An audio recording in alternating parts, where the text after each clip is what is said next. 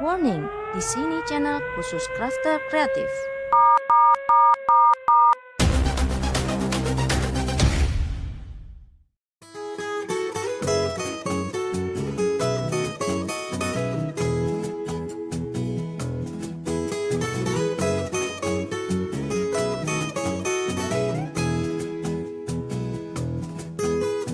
Assalamualaikum crafter cantik Indonesia, apa kabarnya? Kali ini kita akan mencoba untuk membuat kreasi dari tote bag. Tote bag itu kan kita udah kenal banget ya. Tote bag itu sekarang marak digunakan untuk menggantikan kantong plastik atau yang biasanya disebut kresek itu. Kita biasa menggunakan kresek udah dari lama, tapi karena ya nggak ramah lingkungan dan sulit sekali untuk diuraikan ketika dia udah nggak dipakai dan dibuang. Jadi pilihan menggunakan tas sendiri, menggunakan tas kain seperti tote bag ini menjadi satu alternatif yang sangat-sangat uh, penting sekali. Nah, cuman yang membedakan kali ini kita akan membuat tote bag dengan desain kita sendiri, dengan desain yang custom. Karena tote bag itu yang pada umumnya kan polos, atau kalau enggak biasanya ada merek-merek dari swalayan atau ada cetakan dari toko yang kalian biasanya belanja. Cuman kali ini kita mau mencoba untuk membuat dengan versi kita sendiri, dengan desain kita sendiri, dengan cara yang sangat sederhana, dan kalian bisa menggunakannya untuk berbagai momen. Bahkan bisa juga untuk kado ulang tahun kalau mau yang benar-benar custom dengan desain yang unik. Jadi ceritanya nih, karena sekarang kita kondisinya masih di masa pandemi yang belum selesai, dan untuk toko-toko supplier alat dan bahan craft itu masih pada tutup, saya mencoba untuk menggunakan alat dan bahan seadanya yang ada di rumah. Memang sih tote bag-nya saya pesan melalui online ya, tapi yang polos gitu. Nah, sedangkan untuk membuat gambar atau desain di permukaan tote bag-nya itu cukup simpel, alat dan bahannya yang bisa ditemui di rumah aja. Di antaranya yang pertama, kalau kalian punya printer di rumah, nggak perlu tipe-tipe yang tinggi atau tipe-tipe yang aneh-aneh, printer biasa aja itu udah bisa. Lalu yang kedua, kalian juga butuh kertas nasi. Nah, kertas nasi itu yang warnanya coklat, kertas yang biasanya dipakai untuk bungkus nasi padang, itu yang bisa dipakai. Karena bagian permukaan atasnya itu kan licin ya, ada lapisan entah plastik entah karet itu ya yang ada di situ. Kemudian di bagian belakangnya kan buram. Nah, itu yang saya pakai juga untuk membuat tote bag. Lalu kemudian juga butuh lem PVC atau biasanya lem kayu. Kemudian juga minyak kayu putih, dan satu lagi itu ada pilok, pilok yang clear atau yang sebenarnya nggak harus clear sih, tapi karena di sini kebetulan tote bag saya warnanya putih, jadi saya pakai clear biar dia agak lebih detail untuk hasilnya nanti. Kemudian yang terakhir juga ada alkohol. Nah, karena ini biasanya kalau alkohol itu kan kita bisa beli di apotek atau kadang-kadang di toko bahan kimia, tapi karena saat ini tuh nggak boleh pergi kemana-mana, jadi kemarin saya nyoba menggunakan hand sanitizer. Ini bukan bermaksud untuk menyalahgunakan fungsi ya, tetapi karena memang kondisinya itu tidak bisa keluar, jadi saya menggunakan apa yang ada di rumah. Oke, step pertama, kita letakkan kertas nasi di atas permukaan yang datar. Di sini saya pakai mika atau akrilik. Dan untuk kertas nasinya sendiri, yang bagian atas yang akan kita kerjakan itu adalah bagian yang licin ya.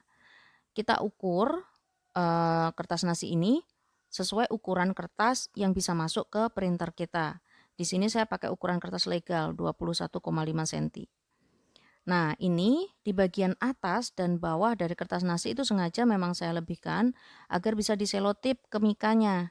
Jadi biar dia nggak gerak-gerak kalau misalkan kita mau ngerjakannya nantinya. Oke, selanjutnya kita siapkan juga cawan dan kuas pon. Berikut juga dengan alkohol. Step kedua adalah membuat lapisan untuk permukaan kertas. Yang perlu kita lakukan adalah mencampurkan 1 sendok makan lem PVC bersama dengan 1 sendok makan alkohol. Kalau misalkan teman-teman di rumah nggak ada alkohol, bisa juga sebenarnya pakai hand sanitizer. Nah, ini kita tambahkan ke dalam cawan yang ada lem PVC-nya tadi. Sebenarnya ini sedikit atau banyaknya campuran lem dan alkohol itu tergantung berapa banyak produk yang teman-teman ingin buat. Karena kalau di sini ini hanya sebagai prosesnya ya, sampel 1 buah, jadi saya bikinnya hanya sedikit. Lalu kita aduk-aduk campuran keduanya tadi, kita aduk-aduk sampai lumat, sampai halus. Nah, hasilnya seperti ini. Setelah dia halus, udah lembut, lalu kita tuangkan ke atas permukaan kertas. Tidak perlu semua dituangkan, secukupnya aja. Nanti kalau misalkan dirasa kurang baru ditambahkan lagi. Perlahan-lahan kita ratakan dulu dari atas sampai bawah. Baru setelah itu kita ratakan ke samping dengan menggunakan kuas spons. Lem ini kita ratakan sampai melewati garis yang bagian bawah dan garis yang bagian atas ya.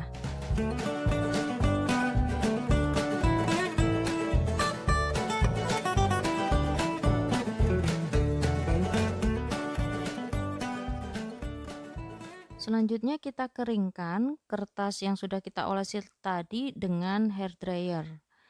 Ini untuk mempercepat proses pengeringannya.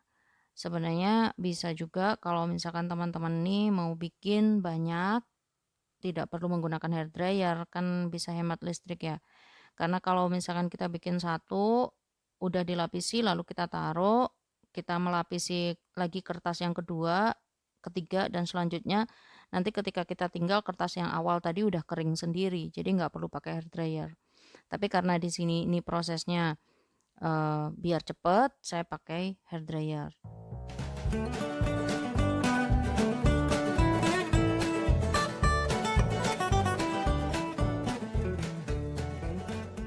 Setelah kering hasilnya seperti ini.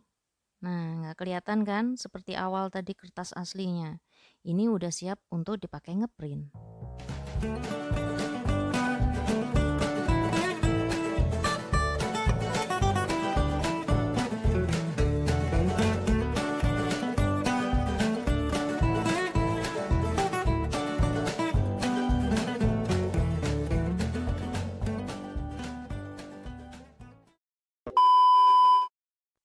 Step ketiga. Nah, untuk di step ini setelah keluar dari printer, kertas tadi kalian perlu cek dulu apakah hasilnya semuanya sudah sesuai dengan desain yang kalian inginkan.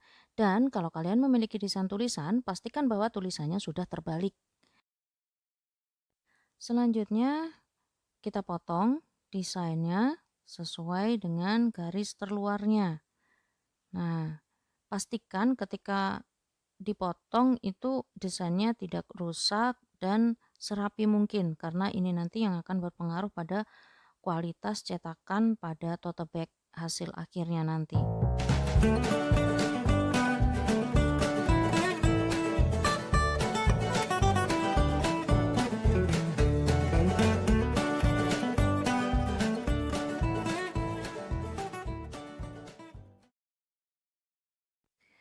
Berikutnya, pasangkan desain pada tas tote bag yang akan kita buat. Nah, bisa posisinya agak miring, bisa juga lurus, bisa juga agak ke atas atau ke bawah. Itu terserah keinginan kita. Selanjutnya kita semprotkan pilok clear ke atas permukaan tote bag dan di atas permukaan desain. Pastikan ini merata. Kemudian kita telangkupkan desain ke atas permukaan tote bag tadi dan tekan-tekan sampai seluruh permukaannya melekat. Bisa juga dibantu dengan kaleng pilok atau kalau ada roller itu akan lebih baik hasilnya. Nah, ini adalah hasil yang ketika udah kering. Pada waktu udah kering, kita akan membuka, kita cari pada bagian ujung yang mudah dibuka. Kita akan buka menggunakan cutter atau benda tajam yang lain, tapi bukanya itu dengan perlahan-lahan agar desain bagian bawahnya tidak rusak.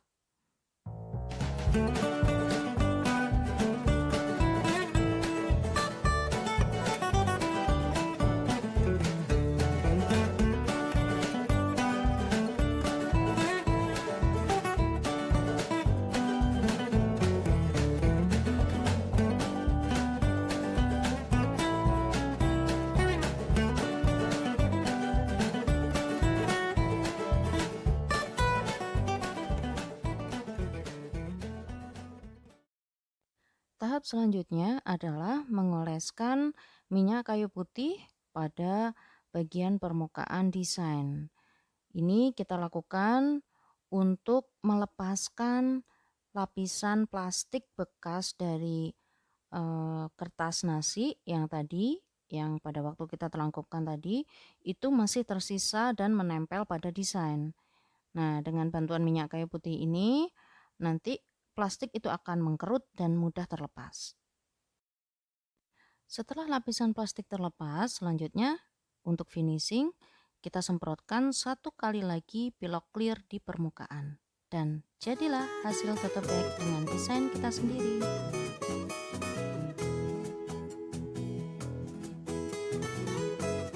Nah, gimana? Simple kan? Sederhana, bisa dibikin di rumah atau di mana aja.